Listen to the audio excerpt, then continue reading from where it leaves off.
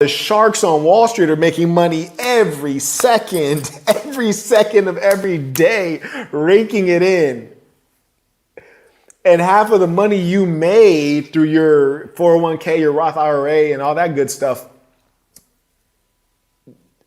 yeah, you might have $1 million in it, but then, did you put $1 million in it, or did it grow to $1 million? Maybe you put in 400,000, but with inflation, that $1 million you get, how much is that really?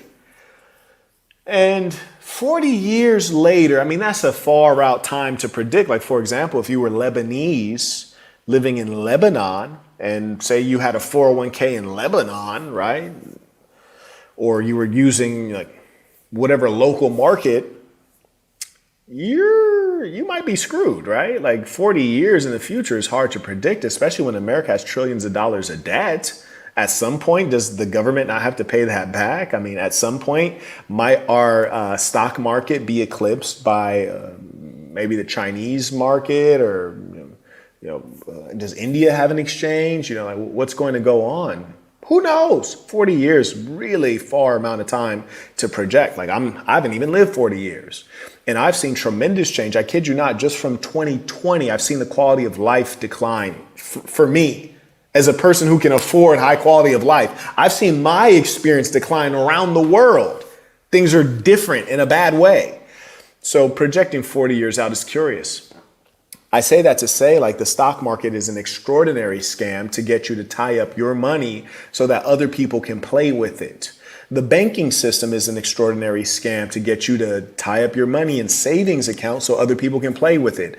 All these different instruments, CDs and what have you, that require you to leave your money in the instrument for a certain amount of years, 3 years, 4 years, 6 years. And they give you a modest return on, we'll give you back 6% or whatever it is. All the while they're gambling with your money, trying to make 30%, 40%. Here's the funny thing about the gambles. If the bank fails at gambling, the bank doesn't go out of business sometimes. They just take the money from the taxpayer. So it's like you gave the bank the money on the front end. So you gave the bank your money because maybe you bought your own stock, or maybe you invested in a 401k, or maybe you have a Roth IRA. So you gave the bank your money on the front end. Then the bank was gambling your money. They failed. And then the bank gets a bailout from the government. So they get your money on the back end through the taxes. So the bank took money that you handed over willingly, and they took the money you didn't hand over willingly, your taxes. So they got the money on both sides. And what is the bank? It's just a thin veneer of government, right? That's all it is, a thin veneer of government.